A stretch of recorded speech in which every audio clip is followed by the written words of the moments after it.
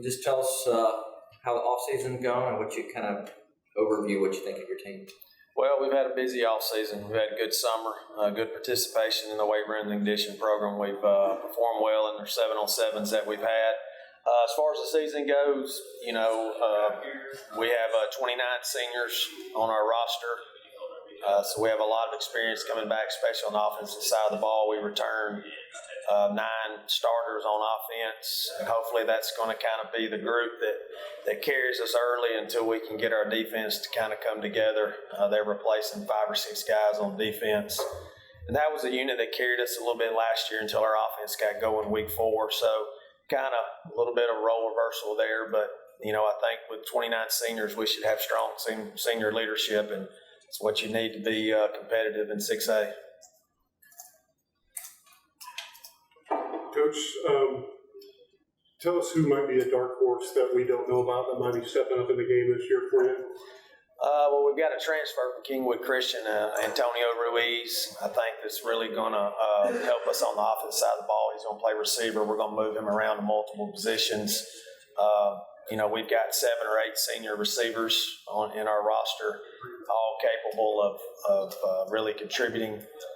But I think Antonio, because obviously he wasn't with us next year, will be a big factor offensively. But I think the whole team is gotten so much better. We've had full 18 months in the weight room, and that was our goal when we got there. We needed 18 months to get our strength up and that kind of stuff. And across the board, our strength levels have increased tremendously. So, there's a lot of guys I'm looking to step up this season. For the guys, what have you guys done in the off season to maybe it's different this year to prepare for this season? I mean, we've been working out a lot. That's the main thing. Our workouts have been a lot different than they have been in the past. It's a lot more intense. It's a lot of reps, a lot of weight. Heavy weight. This will be your second year. For the players, what's different now? What do you know about Coach Busby and his program now that maybe you didn't know or you didn't understand this time a year ago?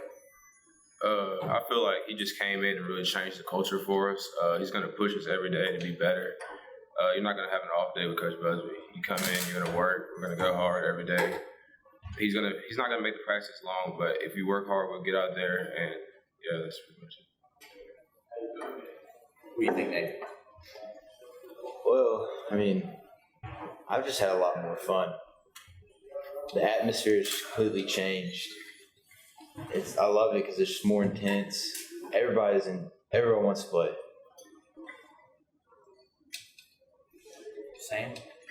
He's brought in a whole new coaching staff with him, and it's a much better atmosphere with us. Everyone's a big family, so you can do whatever you want with your family and still get the work done. Richie, when one of your players says you never get an off day with you, how does that make you feel? Well, I think he means when we're there. We're there to work. We're 3 days a week in the summer. So they get 4-day weekend every week. So I think they're rewarded on the end of the week for their work during the week. When we're there, we're working. We're not there to be there. We're there to accomplish something. And, these guys have been great. This, like I said, I'm going on my second year. But, when I came there was no, they did everything I asked them to do. There's not a single kid in our program that hasn't stepped up to the challenge. And, we've got some demanding coaches. I mean, Coach Elgin on defense is an old school guy. 2 of these guys play on his side of the ball. And, not necessarily looking back at what they had done before we got there, but what they're doing now. It's just a different demand on what we're asking them to do, I think. We do ask them to work hard. But like Zach said, we're not going to stay up there and practice 3 hours. The game has changed. We're going to practice an hour and 50 to 2 hours, but we're going to be moving around and trying to get as much done as possible. And I think when I mentioned culture, that was our main goal when we went in there, was to change the culture. And, not just football, what you see X's and O's, but the facilities. I mean, we're going to open up a new turf stadium. We're going to get the keys to that hopefully today. We have a new 50-foot scoreboard. I mean, it's massive. I mean, so I hope the whole place has changed. I hope it's changed for the better because Nathan said fun's not usually used in football. But kids play sports and football in general. When it all goes back to the root of it, they play to have fun. And you still got to make it fun when you're still asking them to do things that they don't necessarily want to do every day. But we do have a lot of fun. I mean, we got a great coaching staff. We got a good mix of old and young guys. And I think when they come in that field, and they're excited to be there. And that's the challenge, because when you go on that field, it's not real fun. So I got two follow-ups. One is, how do you make it fun? Well, I mean, I think you got to show that you're excited to be there and you enjoy being there with them. I have 2 girls at home. These are my boys. I have 120 of them, and I enjoy being there with them every day. And I think all the coaches do the same. I mean, we've got a group of coaches that love coaching high school football and high school kids. So I think that's the way we make it fun, is that we have a good time with them. We cut up a lot. We play around, and I think they all enjoy coming to work, I guess, for a lack of better terms. I mean, you can ask them, but we do have a lot of fun, but we do work hard. And then my second one for the defensive guys, what's it like being around Coach Elgin the last year or so? It's been interesting. He's an interesting guy. He is. You got a story that illustrates what it's been like to play for him on that defensive side. John? All right. So this one guy, he didn't know we had film. So he just left after practice, apparently, senior last year. And coach said every minute that he's gone, it's a down back. 100 yards down, 100 yards back, just one. He was gone for at least 35 minutes. He lived up to his word. He made us run every single one of those. It was not fun. Anybody miss film after that? No, sir. Nobody. Well, when we were looking for a defensive coordinator, there probably wasn't a better guy in this area than Coach Elgin to come in, because he's a little different from me. He's more old school, and we needed to change the culture on defense first, obviously, because we knew that was the unit that had a lot of kids coming back, and he did that pretty quickly. So, he's black and white. It's either on one side or the other. I mean, if it's wrong, it's wrong. If it's right, it's right. So there's not a lot of leeway with them. So I can tell you by looking on their end of the field the first couple of weeks, there was a lot of making sure they knew who was in charge, and they did. I mean, it took a little while for some of them. Most of them fell in line. So I don't know the answer to this. Did you guys play any instant replay games last year? we did. I think the Pelham game we used instant replay. What did you think of it? Well, I think I threw the flag one time just to throw it. I think Tom gave me an old red painter's rag, so I just threw it out there one time. I didn't think we'd get it overturned, but I wanted to see how it worked. I think it's a great tool for the officials because, everybody's on the officials and it gives them a chance to get it right.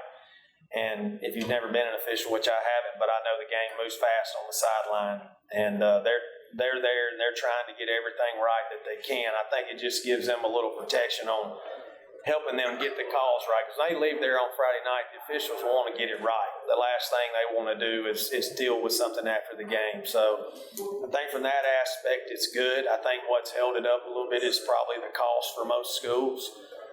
But I told these guys the other day when we played Jackson Olin, and if we would have had replay, it would have been a safety on the end. Instead, they spot the ball on the 1-inch line and they score on the next play, and they end up beating us in overtime. So at that point, I wish I'd spent the $3,500 to get it, but in my shoes, rebuilding the program, there were so many other things that we needed as far as day-to-day stuff for X's and O's and to win ball games.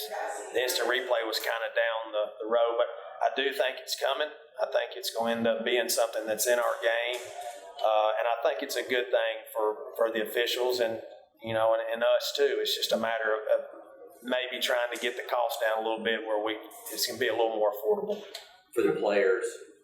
I think it's been 3 years since Helena's made the playoffs. Right. So that probably means that you guys haven't played in a playoff game before. Is that priority number one? Is that goal number one for you guys? Or might it be something else? Go game by game. happens what happens. I mean, it is a goal, but sir. I was going to say one thing that determines how good your teams are or not is the talent. Right. And having said that, all of us go in to win, and that's why you play the game. You don't play it to lose. You do Right. the best you can. Looking at your talent, do you have any youngsters that may have the ability to play at the next level? Well, I think all three of these guys will. And yes, we've got some younger kids that are coming up through, two in particular, that I think have the measurables, which is the number one thing they look at. But, I mean, I think we'll have 9 or 10 guys out of this class, mainly because their grades are going to give them an opportunity to play football at the next level. So that's something that I've emphasized since I've been there, is trying to get the attention on the kids at our school and we had over 40 schools come through this spring, and I don't know, these guys can tell you better than I can. I don't think that kind of traffic was coming through there before. That's not a testament to me, it's a testament to them.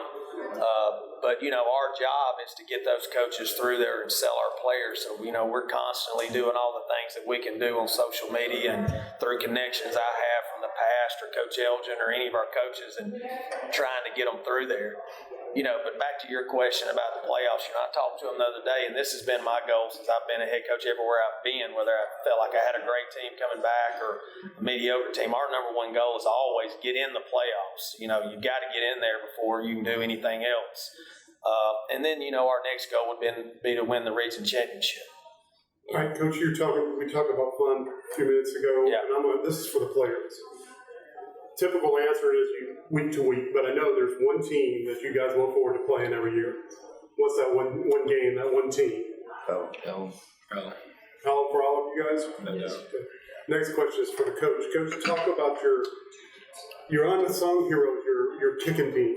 Tell us how that's going for you this year. Well, we lost a couple kickers off last year's roster. We've got a senior coming back named Logan Maloney that can handle all three of the kicking duties, so that's good. Last year we kind of had to piecemeal it together. So Logan has the ability to kick off, kick extra points, field goals, and punt. So we're going to do our best to play a lot of starters on special teams. That's just, it's very important.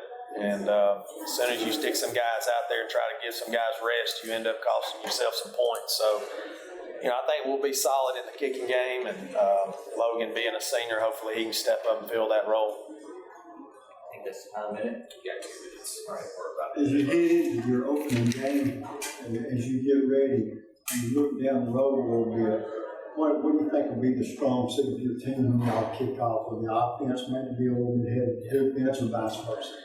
That first game is going to be, it's going to be interesting in my house. My daughter cheers for McAdory. She's a senior cheerleader. My wife graduated there. My nephew plays on the offensive line there. So get that out of the way. That'll be interesting.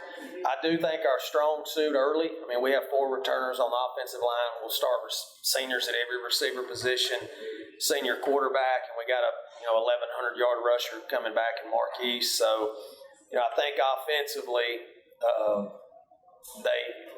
they've got to step up to another level. I thought our defense played well enough in games last year, giving up a few points that the offense should have stepped up, maybe won some ball games. So, I think our offense will be a little ahead, as far as experience goes. You sound like you're looking for consistency there. Yeah, we need some consistent. After the minor game last year, I thought we played pretty well on offense. I think we got some things together. We moved Sam to center. We see a lot of odd fronts in our region, so he's got to single block those nose guards, and with his size, he's able to do that. So I think the second half of the minor game last year is kind of when we really started feeling like, hey, we're good enough to win. We're not just out there kind of. I think we tested the waters the first couple of games, and this year, our motto is Huskies on the hunt. So now we're not trying to sit back and wait and see what happens. We're going to try to be the aggressor and go from there. You know who your quarterback will be? Luke Stamba.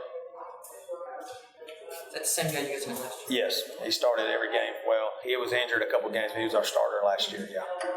And I mean, that always sets your offense up. Yeah, Quarterback's and background. he's had a good offseason. Luke's put on some weight. He's gotten stronger. I think his bench was pretty good. I mean, he's done a lot because we're going to ask him to run the football some too. You know, I like my quarterbacks to be mobile. Can't run him near as much as I could as some in the smaller classifications, but we're going to ask him to run the football at times, and he did that in the second half of the season last year, and that's when we started, you know, putting a few more points on the board.